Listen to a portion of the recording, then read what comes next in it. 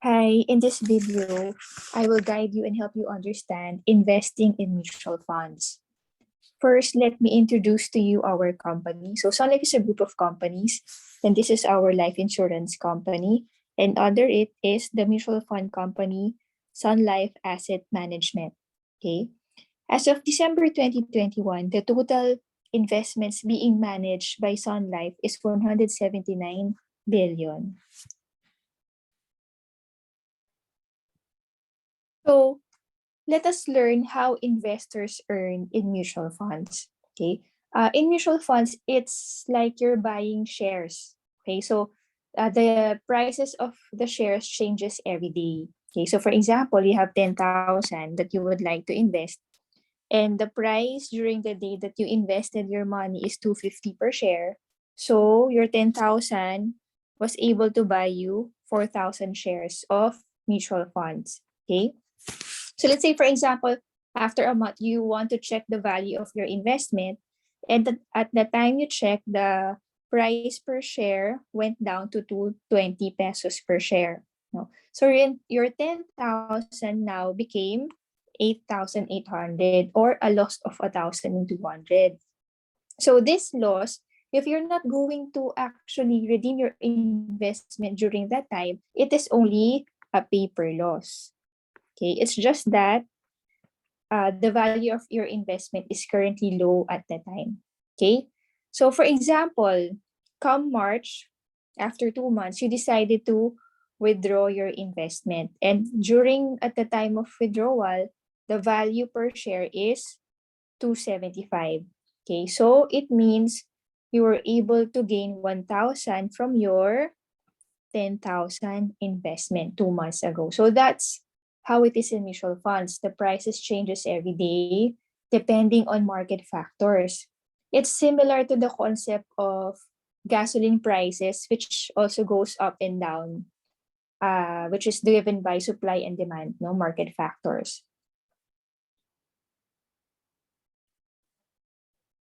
So now let us discuss the nature of each fund. No? And the first fund we'll be discussing is the bond fund. No? Bond funds is like lending money. Okay, for example, the government and corporations usually issue bonds. For example, the government issued bonds, and this is one coupon bond. No, this represents one coupon.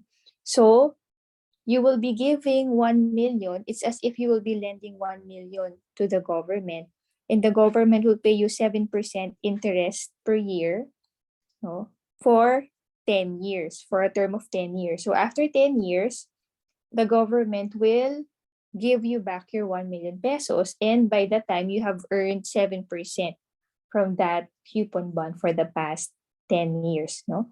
So where will gain or loss enter the picture? No? How does gain or loss enter the picture? Because this coupon bond, you can trade it with other investors just in case you need your money back before the maturity comes. Okay. Next is equity fund. Okay. So for better appreciation, I need to give you a short background first. So for example, company A is a corporation who wants to expand. No? And for that expansion, they need additional funds. Okay, so a company has two options, no, to get the funds from. They can either loan from the bank or issue shares. If they loan from the bank, they have to make sure that they can also pay for the interest on top of the principal, no, on time. No. While if they issue stocks, they don't have interest to pay. Okay, but the ownership of the company, because for example, the original number of investors is 10. No, so if you issue shares of stocks, another 10 people invest their money in your company. So the ownership will now be divided into 20 people. No, anyone who purchases your stocks will become part owner of your company. Okay, so in issuing stocks, there will be no interest due, no, that you have to pay, but you can declare dividends to your investors. But then again, declaring dividends depends on the income generated by the company. So if you don't have ample income to issue dividends to your investors, then you're not required to do that. Okay. So the corporations have two types of ownership. No, you can be privately held or publicly listed. So privately held companies are common with family-owned corporations where they want to limit the ownership among themselves. No, while publicly listed are those traded in the Philippine Stock Exchange. So our concern here is the publicly listed companies.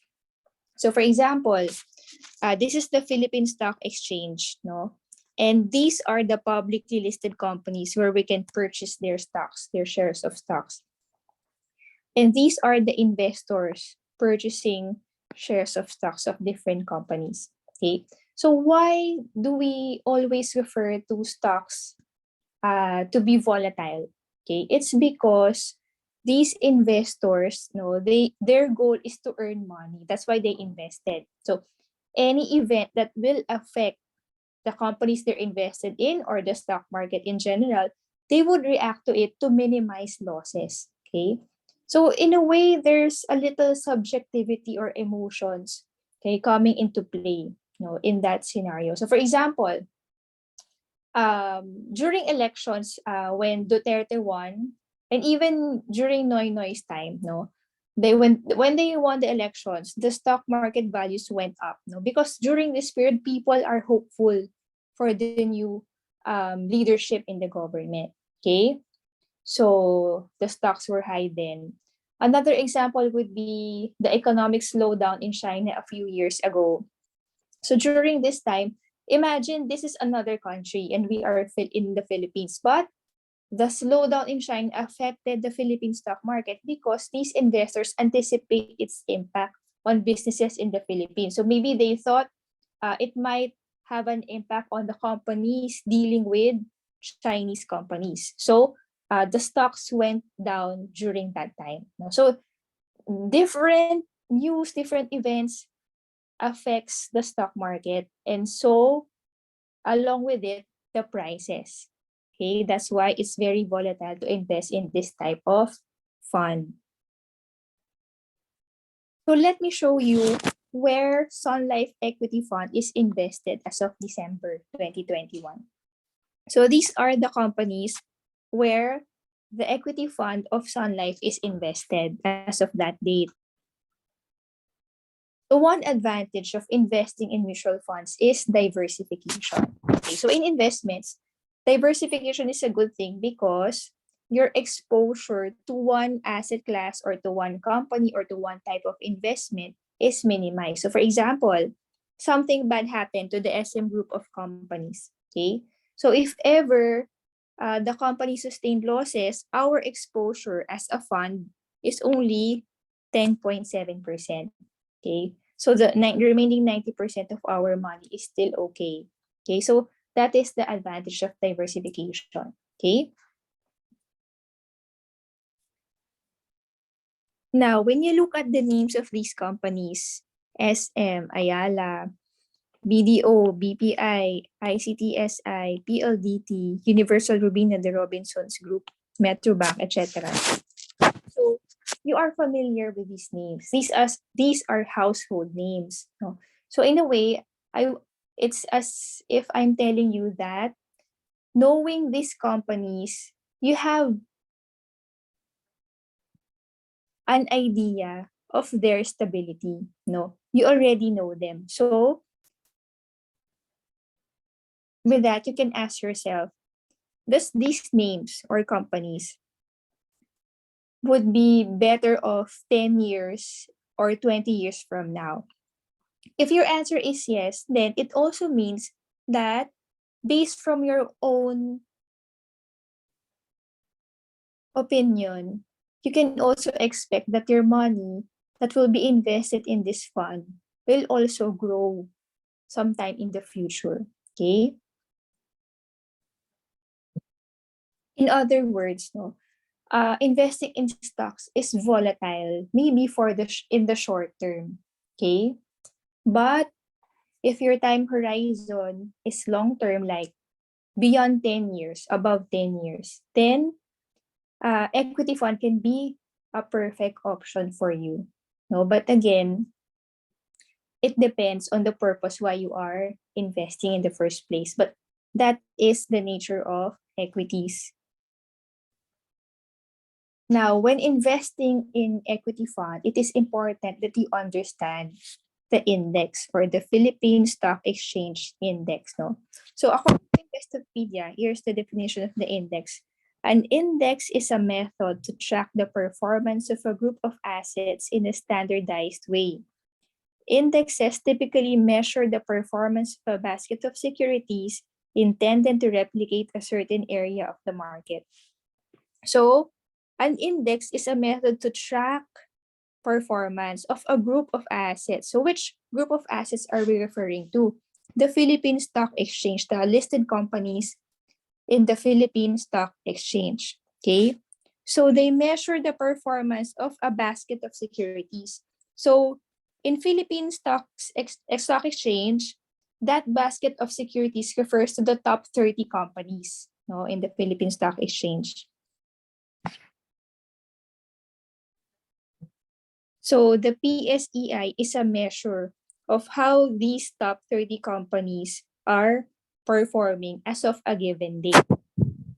Every time there's trading in the stock market, the index will change or the index will move. Okay? So the importance of the index for us as investors, it gives us a glimpse of the value of the stocks when we would like to invest or redeem. No, whenever we like to put in funds or get our funds. So for example, I'm going to invest today. I want to know if I put in my money today, are the prices of the stocks high or low? So we wouldn't know if it is high or low if we don't have an index to refer to. Okay? So knowing how much is the index or the historical index, then it will give us an idea on whether the prices today is high or low, or whether it is good to invest today. Because when you're investing, uh, it is best to get the lowest price as possible. So you would have more potential for possible gains. Okay, so the lower the price, the better when you're going to invest. For better appreciation of the PSEI, let me show you the index as of today. So it is 7,273. Okay, again, this is just a reference point, but for the purpose of our discussion, let's just assume this is an amount of money. Let's say this is 7,273 pesos, no, to make things easier. So this graph represents the 1-year movement of the PSEI. Okay, so again, as of today, it's 7,200. For example, you invested your money sometime October. Okay, let's say this is October. So you put it, when you purchase your shares, its value is 7,400. And right now, it's 7,200. So if you purchase your shares during that time, you're sustaining a loss of almost 200 pesos. Okay? Or let's say you put in money around May or June. Okay? At that time, the price is 6,164.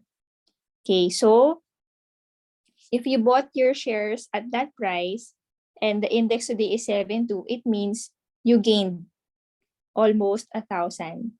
Okay, from several months. Okay.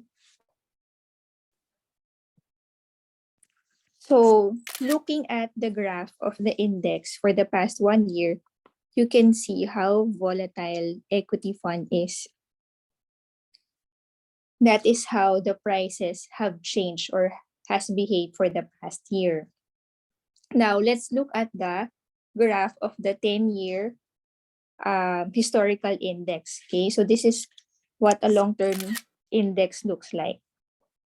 Okay, so for example, this is 10 years ago, this is the level 10 years ago, and this is the level today. No matter how volatile it has been for the past 10 years, if the time horizon is long term, then your potential for gains is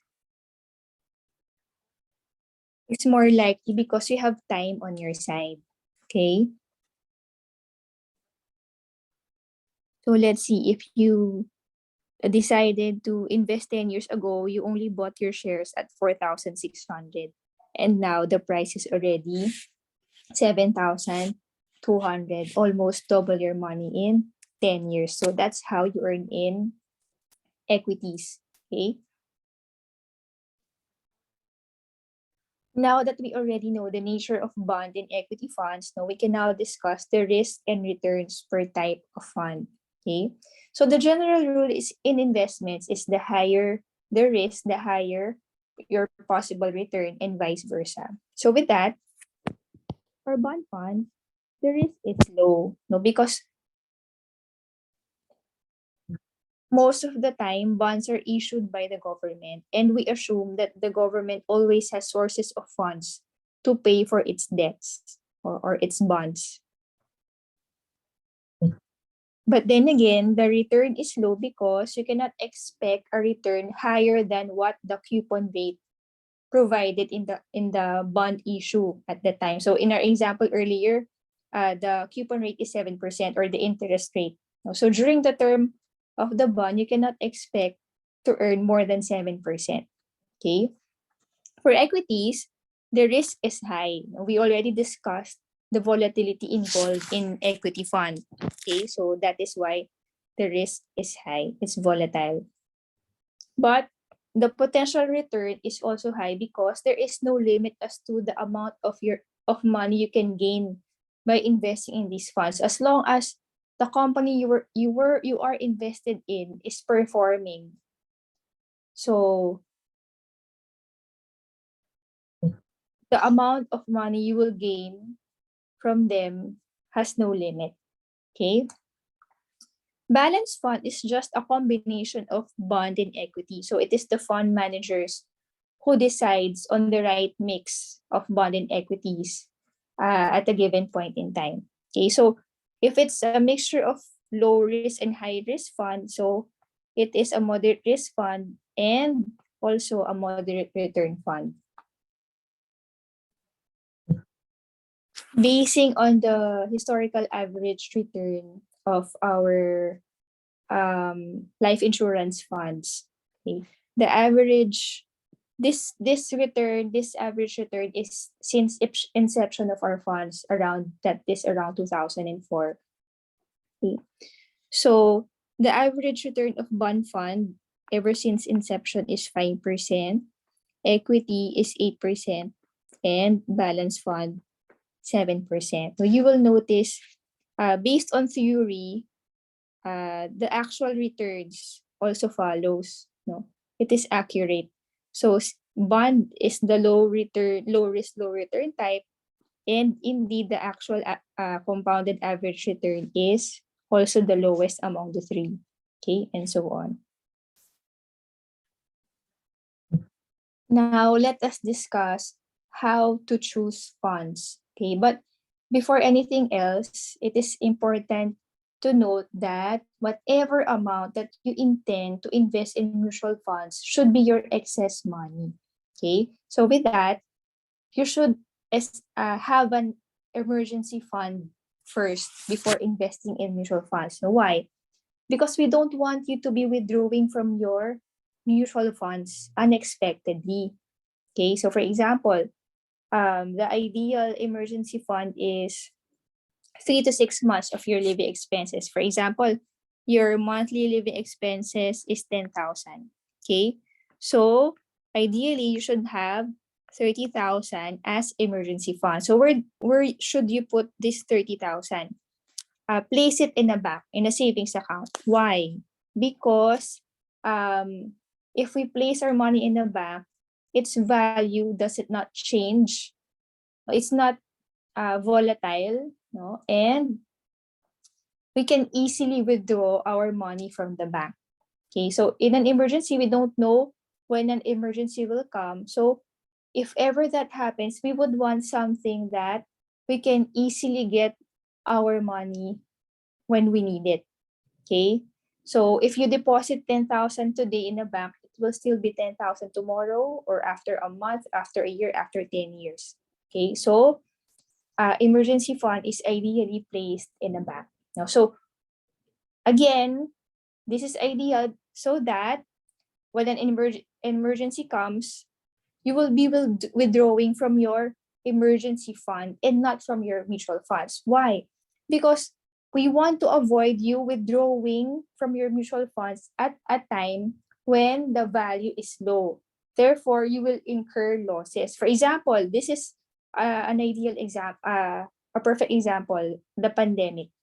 So most of the values of the funds, especially if you invested a few years back, the value right now is low because of the pandemic. But then again, if you invested during pandemic, then especially around during the time of the first lockdown, you are already gaining from it by today.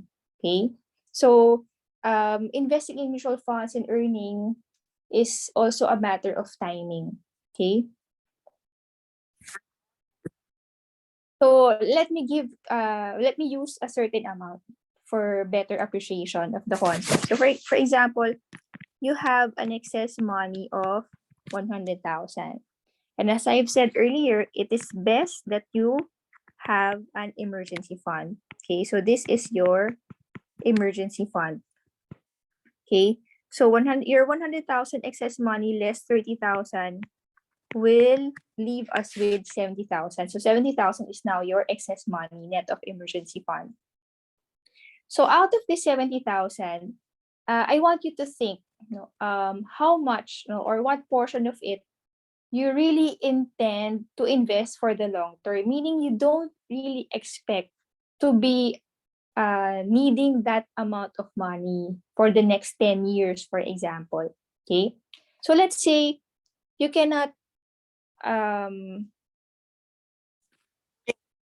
or you are not sure about whether you can let go of your 70,000 for the next 10 years. You think maybe 50,000 would be the right amount. No? So for example, we're going to divide this 70,000 into two. Let's allocate a certain amount as long-term funds, meaning this is the part of 70,000 that you are really sure that you won't be needing for the next 10 years. Okay, so let's say it's 50,000 and we have 20,000 left. Let's assume it is for the short term. It's like another buffer for emergency. Okay, so this 20,000, I would suggest, you can place it in money market fund.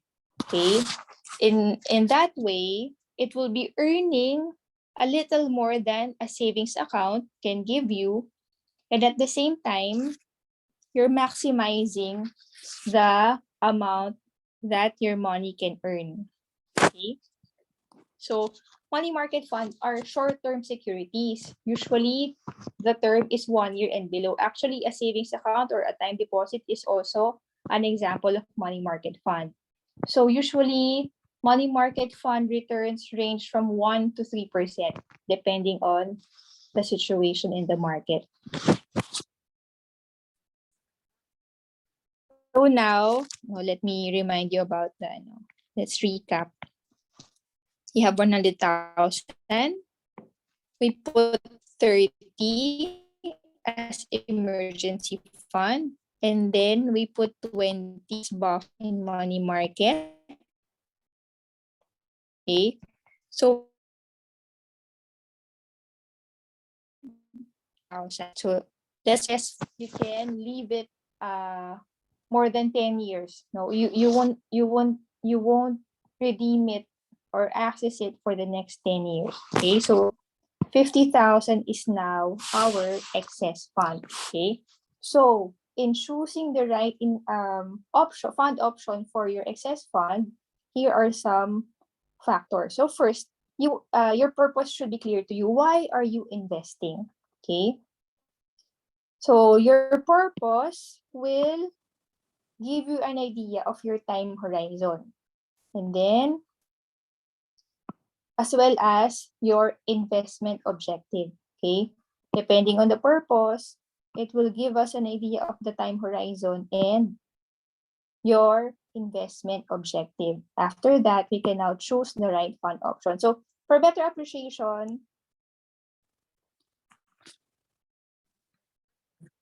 let us use this illustration. So credits to the website, which I borrowed it from. Okay, so this is the factors that I was referring to earlier. Okay, so if your time horizon is only short term, then it is best to preserve capital, meaning you should not be putting your money in high risk investments like equity. Okay, so what are our options for this goal, no, this objective of preserving capital? You can leave it as cash or a savings account also will do, and money market is also a good option if this is your investment objective. So what if your time horizon is medium term? Then if that's the case, you can have income as your investment objective, meaning you want some preservation of capital, but you want to earn more than short-term investments can give your money. Okay? So in this case, a fixed income type is ideal, or also called the bonds.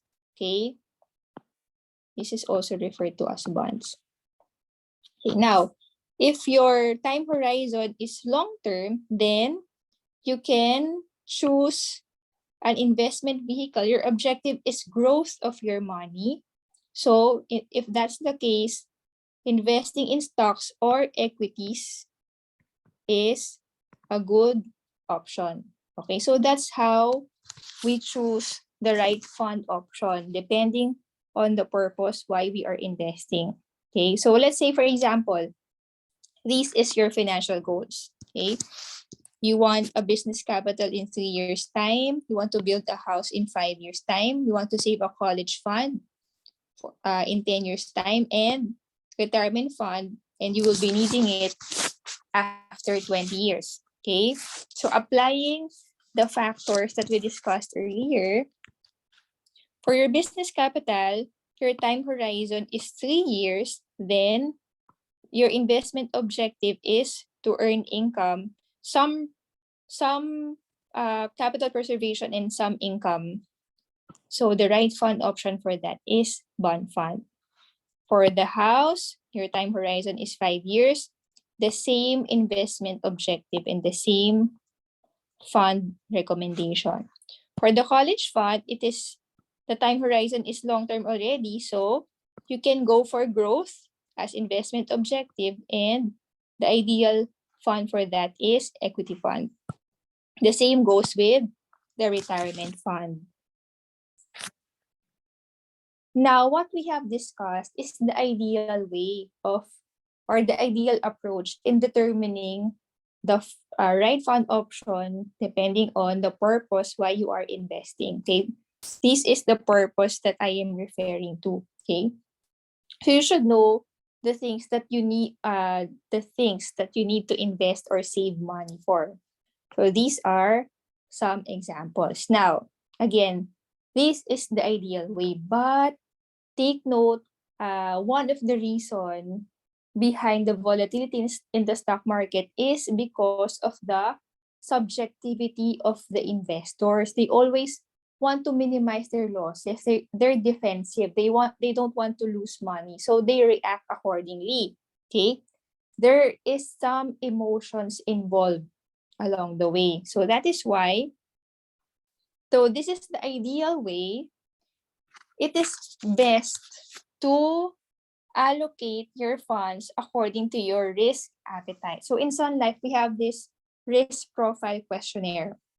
So we would recommend the fund option according to your risk appetite, whether you are conservative or aggressive investor. No, so after this, I will make another video explaining uh, the best fund option according to your risk profile. No? But the things we learned in how to choose the right fund will also help you.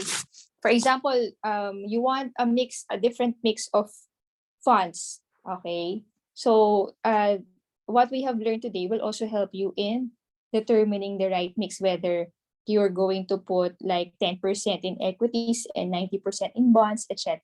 Okay.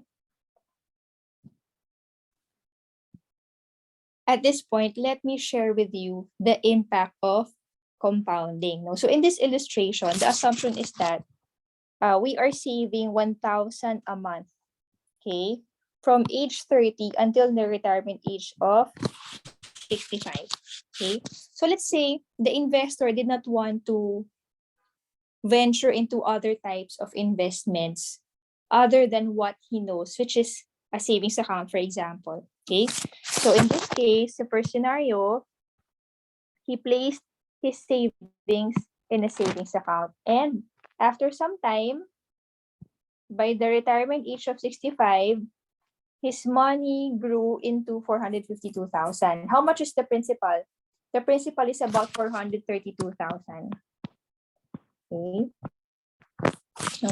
What if scenario B, the investor tried to research for other options where he can invest his money so that it can earn a little higher than a savings account? And let's say he found about mutual funds, no, and chose a moderate risk fund, which is the balance fund, for example.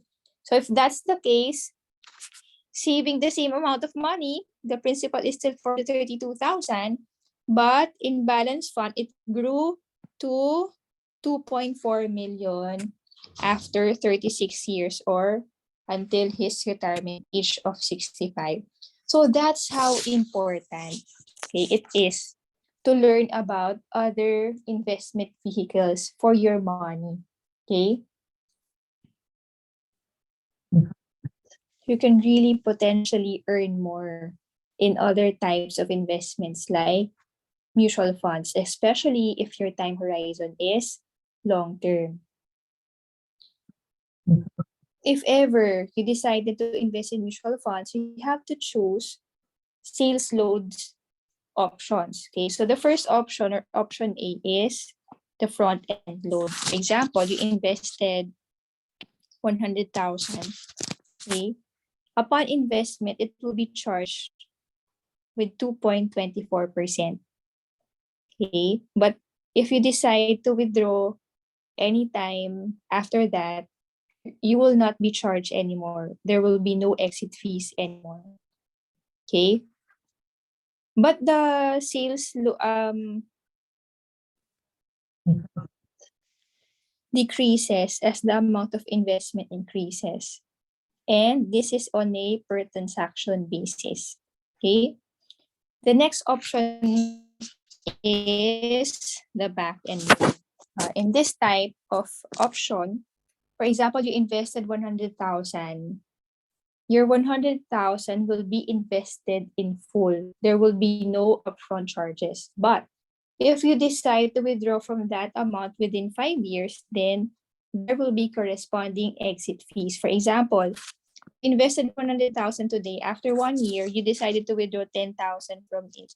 So the 10,000 will be deducted by 5.6%, will be reduced by 5.6%. Okay, this is the exit fee. No? And the counting of the 5 years to determine whether there are exit fees applicable to your redemption is also counted on a per transaction basis. Okay, for example, you invested January 1, 2021. Okay, 100,000. So 5 years will be counted from this date. And then you invested again February 1, 2021. You invested 50,000. So another 5 years will be counted from this date in respect of whether there will be exit fees if you're going to withdraw from any of these investments. Okay, but the exit fee or the amount to be charged is only the amount to be withdrawn.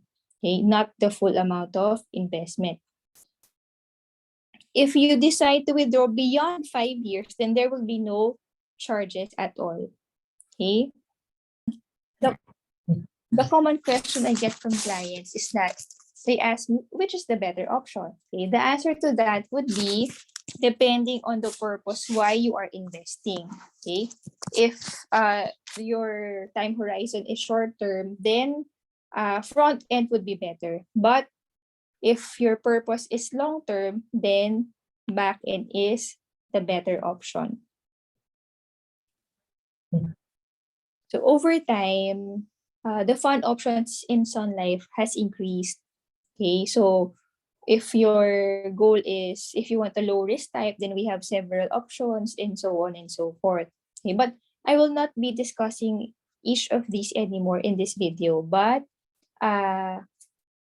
depending on the results of your risk profile questionnaire, that's the time that I will be explaining to you the best mix of investments applicable to your risk profile.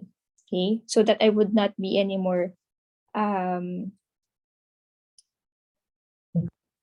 giving too much information for you, but this is just a reference to give you an idea of the several fund options that we have in Sun Life. So that ends my presentation. So I hope you learned something for today. If for any questions, feel free to message me. Okay. Thank you. Bye-bye.